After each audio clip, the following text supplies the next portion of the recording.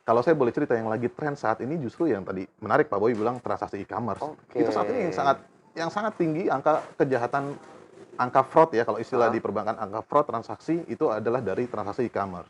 Dan ini unik, umumnya masyarakat Indonesia itu sangat senang kalau sudah diiming-imingi hadiah.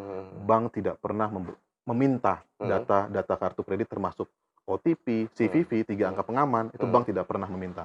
Dan kalau nomor kita yang di bank sudah tidak aktif, kita selalu mengedukasi untuk nasabah segera melakukan pengkinian data nomor handphone yang ada di bank.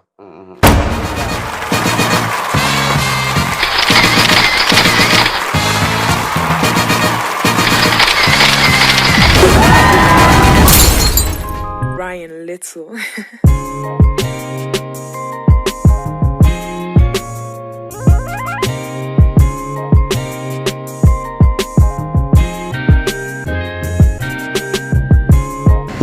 Yo, what's up yo, Adidawa kacau. Duh Gusti, jumpa lagi dengan saya Bayu Prakoso, Branch Manager Milenial di podcast Papi Bayu. Hari ini kita akan ketemu sama Korwil, Asosiasi Kartu Kredit Indonesia. Jadi buat teman-teman pengguna kartu kredit, tonton ini biar bisa menggunakan kartu kredit dengan aman dan nyaman. Oke, ikut Papi Bayu yuk.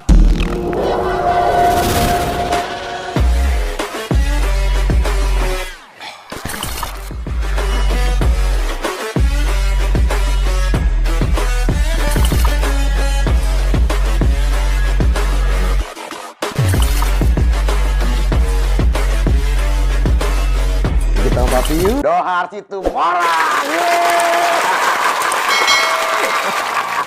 Halo Bray. Siap. Oke, penonton podcast Papi Bayu, kedatangan tamu dari Jakarta jauh-jauh. Gila.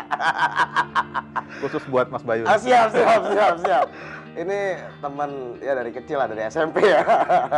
Oke, Dohar Situmorang ini Senior Investigation Manager salah satu bank swasta lah ya. Betul. Siap. Dan juga Korwil Asosiasi Kartu Kredit Indonesia. AKKI, betul. AKKI. Siap. Nah, ya. Apa nih AKKI ini? Jadi kita langsung serius. Langsung aja, gas. Kan banyak orang yang pasti nggak tahu nih, AKKI itu apa sih? Oke, gitu. Mas Bayu. Oke. Sebelumnya selamat malam, Mas Bayu. Oke, saya mau jelaskan tentang AKKI dulu ya. Oke. AKKI itu adalah suatu wadah atau organisasi yang bertujuan untuk membangun bisnis atau industri kartu kredit yang dengan aman dan nyaman bagi para anggotanya, yaitu member-member bank-bank penerbit kartu kredit ya pastinya, dan juga bagi merchant dan juga bagi prinsipal itu bisa dibilang dari Visa Internasional, Mastercard Internasional atau GCB kayak gitu. Dan intinya untuk memberikan kenyamanan dan keamanan bagi pemegang kartu kredit untuk melakukan transaksi.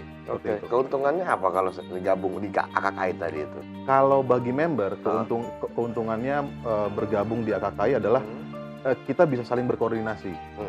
Jadi kalau di AKKI itu kan sebenarnya saya mau menjelaskan dulu. AKKI itu juga selain bekerja sama dengan bank para anggotanya, AKKI di sini juga sebagai mitra kerja dari regulator. Mitra kerja dari regulator. Yaitu OJK dan juga Bank Indonesia. Tetap tujuannya kita utamanya adalah untuk memberikan kenyamanan dan keamanan bagi pemegang kartu kredit untuk melakukan transaksi. Nah, tadi keuntungannya apa untuk para untuk para member ya, anggotanya ya. Nah, keuntungan bagi para anggotanya itu adalah kita bisa saling berkoordinasi, bagaimana kita, kalau dari sisi di AKKI itu kan ada 3 forum, Mas Bayu kalau saya boleh jelaskan dulu, ada forum risk management, lalu ada forum collection dan juga otorisasi gitu ya. Nah, kalau dari saya pegang atau saya menjabat sebagai Korwil itu dari forum risk management. Jadi keuntungan bagi para anggota di AKKI itu adalah kita bisa saling berkoordinasi, bagaimana kita bisa meningkatkan keamanan dan kenyamanan para pemegang kartu untuk melakukan transaksi seperti itu. Kita bisa sharing macam-macam di situ. Kita bisa sharing kasus, kita bisa sharing apalagi kejahatan perbankan yang nanti tujuannya adalah untuk kita bisa mengambil tindakan preventif di masing-masing anggotanya sendiri. Seperti itu Mas Bayu. Oke. Ini Korwil ini berarti untuk wilayah Jakarta aja atau all se-Indonesia? Kalau Korwil Kalau saya khususnya di Jakarta. Jakarta. Tapi di AKKI itu mungkin hanya ada beberapa core wheel untuk kota-kota besar aja sih Mas Bayu. Oh, adanya cuma Jadi kota-kota tidak besar di aja. semua kota ya. Siap. Oke, jumlah anggotanya berapa banyak? Nah, kalau saat ini jumlah anggota AKKI itu kurang lebih ada 26 anggota. 26 anggota 26 anggota. bank itu. Bank, iya betul. Jadi semua bank yang memang mengeluarkan kartu kredit. Mereka semua tergabung dalam Asosiasi Kartu Kredit Indonesia.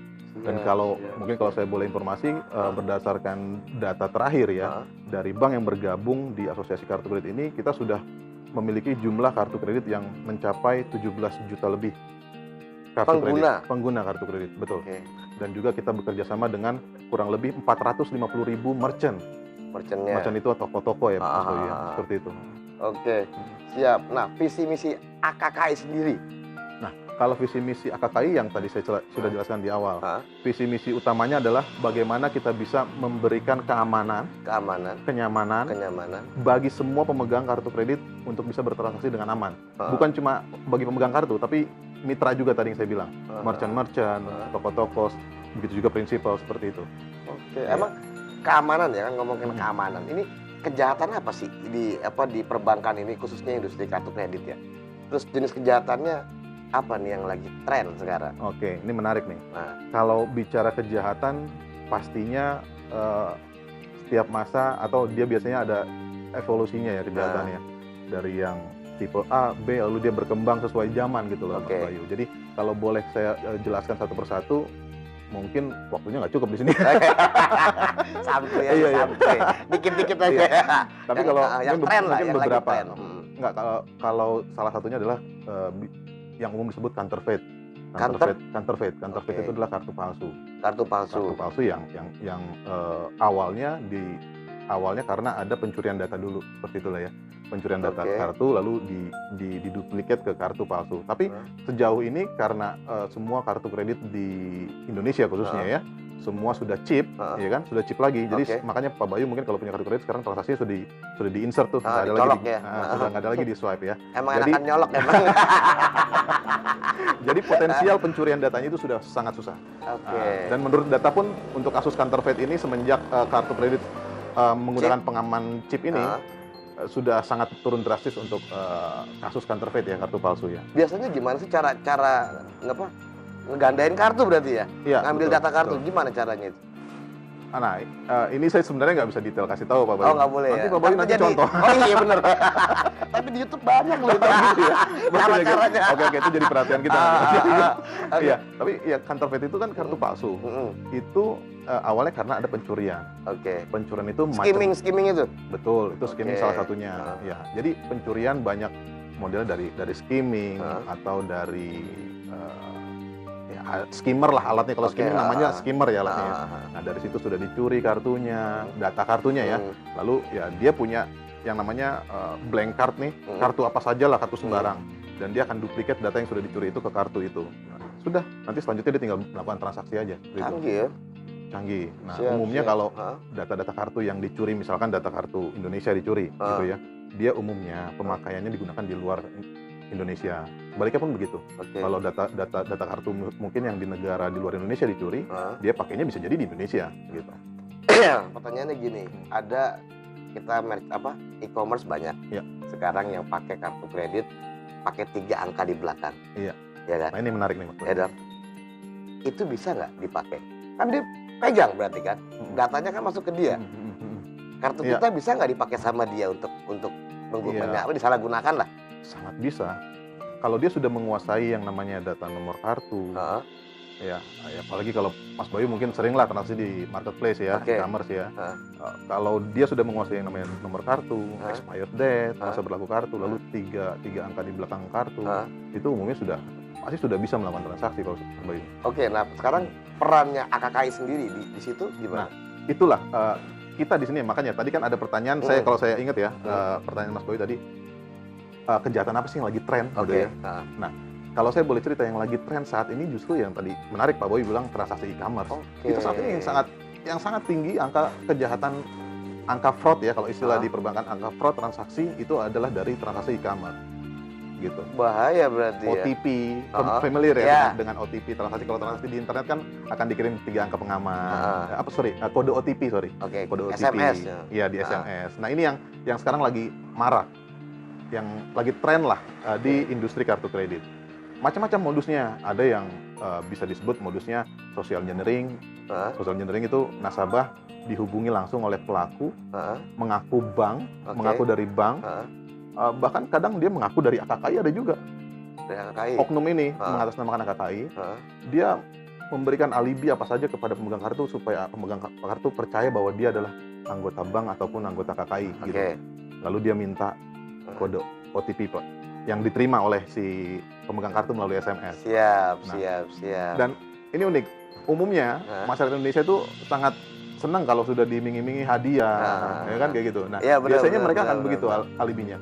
Pak Bayu, dapat hadiah. Coba sebutin kodenya tadi yang seperti kirim. itu. Nah, ini tanpa sadar si pemegang kartu dengan iming-iming hadiah, oh ya udah, mereka akan kasih. Ini namanya social engineering, kayak gitu. Itu yang paling tinggi sekarang. Tapi kan tetap masih kelengahan kita berarti kan. Yang dikejar kan kelengahan kita. Betul. Maksudnya kalau ada yang pakai yang lebih canggih lagi dari itu bisa maksudnya? Ada, Pak Bayu. Ada yang otomatis maksudnya dia bisa ngambil semua gitu? Tadi saya baru bicara social engineering ya. Ada lagi kasusnya recycle. Recycle itu recycle SIM card. Jadi ini menarik. Ini mungkin juga untuk para pendengar podcastnya Papi Bayu ya. Siap.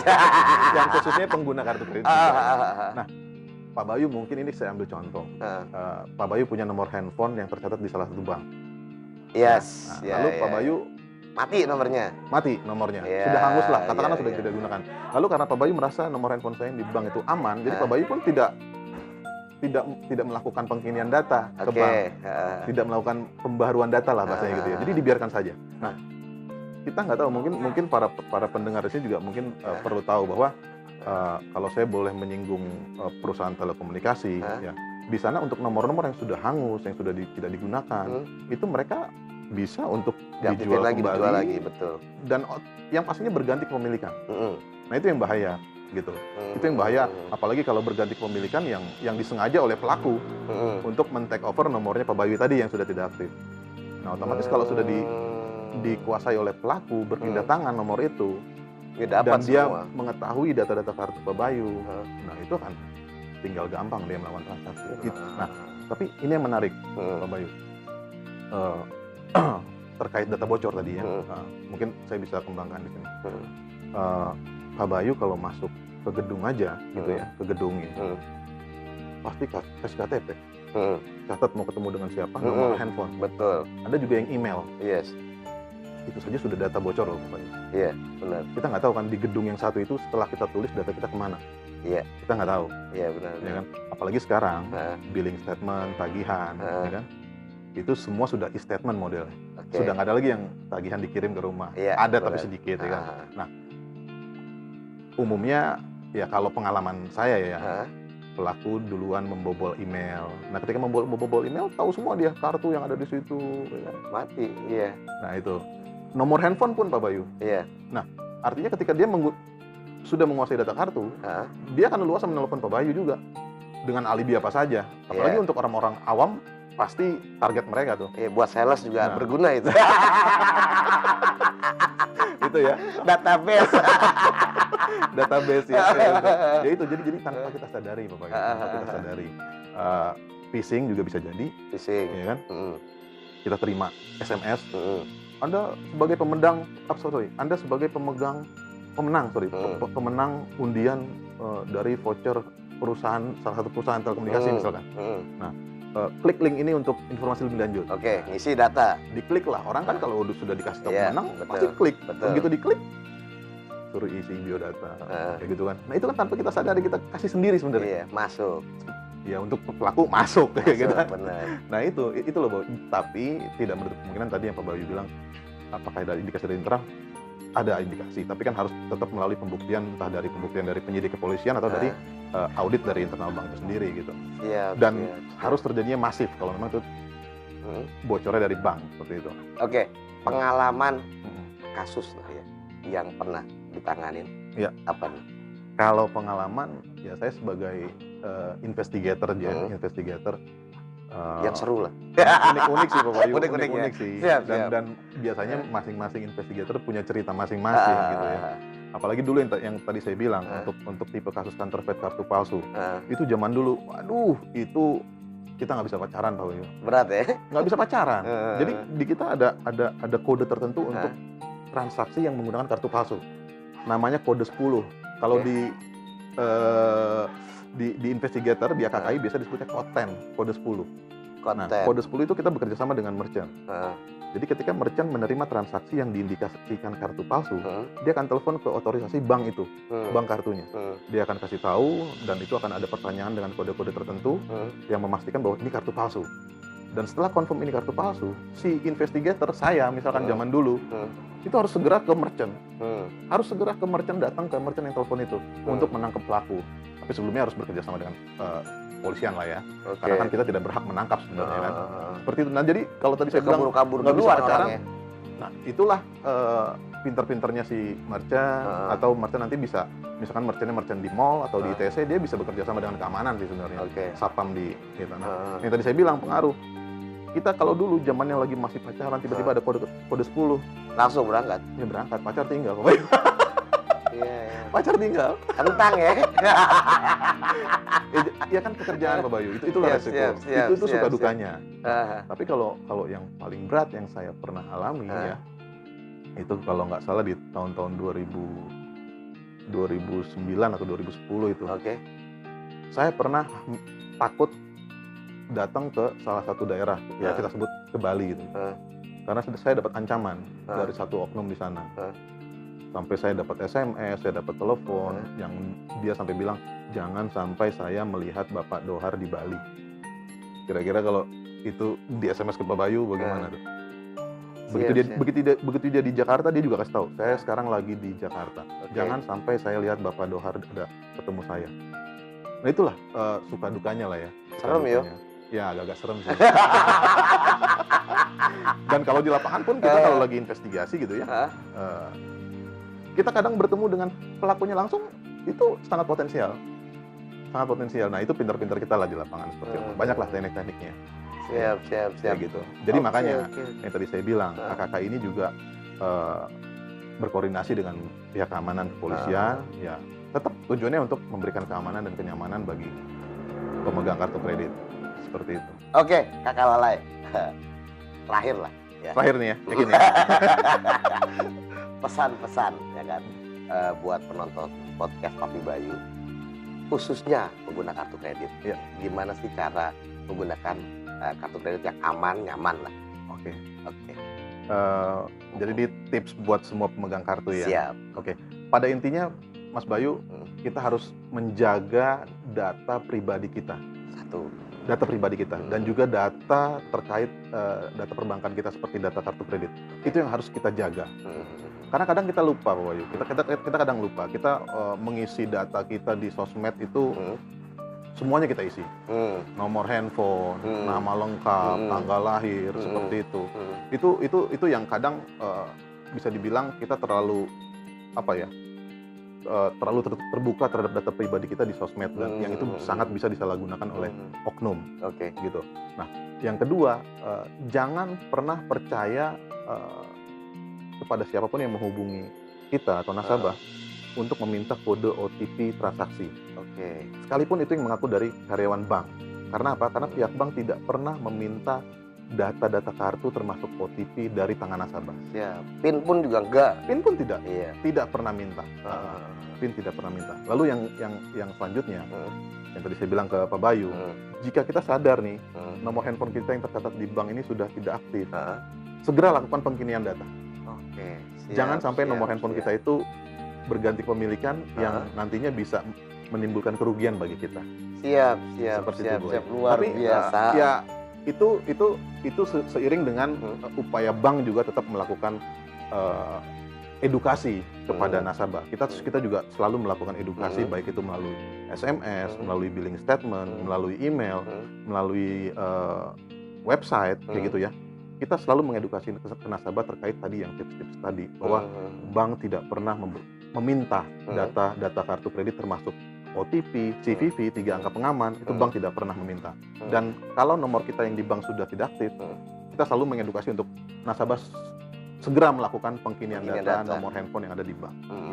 Siap. Seperti itu Pak Bayu. Mantap. Pokoknya jangan percaya siapapun yang minta Iya, betul. kode OTP. Jangan percaya. Siap, Sekalipun siap, itu siap. orang bank. Orang bank Minta. sendiri. Iya. Oke, kalau gitu penonton podcast Papi Bayu udah tahu ya gimana caranya bertransaksi. Iya. Terus menggunakan kartu kredit dengan nyaman dan aman lah Iya, ya. betul. Oke, kalau pengen lihat lagi mentor-mentor keren, orang-orang keren kayak gini, mantan king from SMA. Jangan lupa pencet tombol subscribe di sini, terus benceng loncengnya di sini, lenteng-lenteng, ya kan? Jumpa lagi di video Papi Bayu berikutnya. Adios, salam olahraga. Terima kasih. 첫눈에 반한다는 이야기가 널 보는 순간 이해가 됐어. 매번 야야야야야 불러 널 야야야야 내 맘을 고백하려고 타이밍만 보는